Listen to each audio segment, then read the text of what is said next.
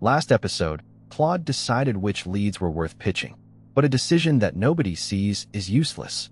Today, we close the loop. We add one node, and the workflow goes from thinking to acting.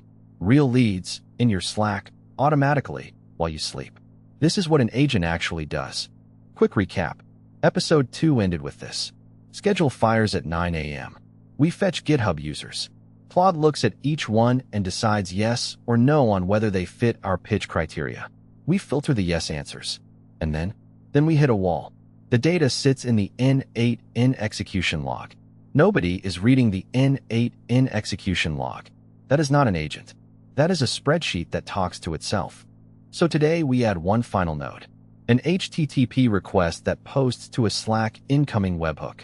The output is a clean message in a channel called Leads, with the prospect's name, their company, why Claude picked them, and a link to their profile.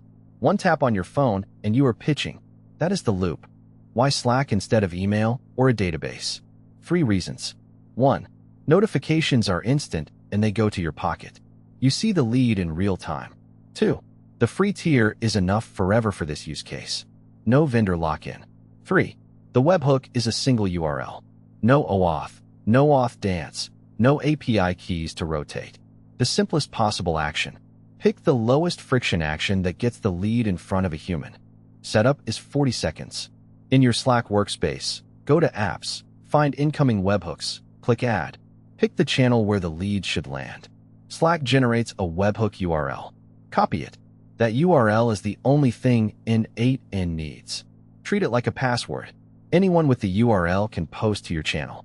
Back in n8n, after the filter node that keeps only the yes answers, add an HTTP request node. Method post. URL, paste the webhook from Slack.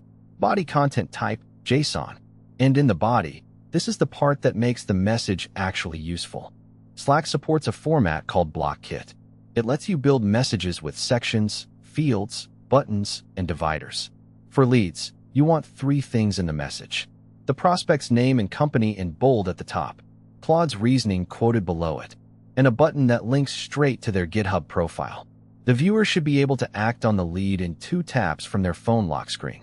Every field in that block comes from the previous nodes. The name comes from the GitHub fetch. The reasoning comes from Claude. The profile link comes from the GitHub fetch as well.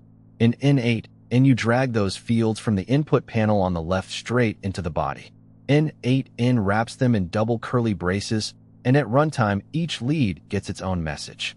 No code, just dragging. Click Execute Workflow. Schedule trigger fires. GitHub returns 10 users. Claude classifies, 3 come back yes. Filter passes those 3 through. HTTP node fires 3 times, 1 per lead. 3 seconds later, 3 messages appear in your Slack channel. Each one has a name, a reason, and a button. The agent observed, decided, and acted, end to end, under 5 seconds. Now the schedule. It runs every morning at 9 a.m. You wake up, you open Slack, you see the leads Claude picked overnight. You spend 10 minutes reading the reasoning. You pick the 2 or 3 you like. You pitch them. Total time from your side, 15 minutes a day. Total cost, about 3 cents per day in Claude API calls. The math is absurd.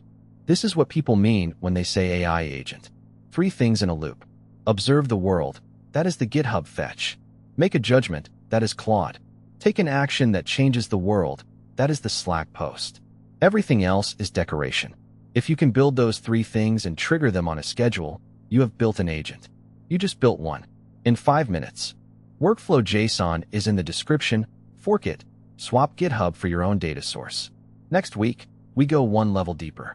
We give the agent memory.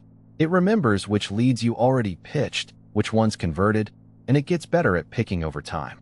That is episode 4. Subscribe if you want the build the day it ships. Workflow Lab. New agent every week. See you then.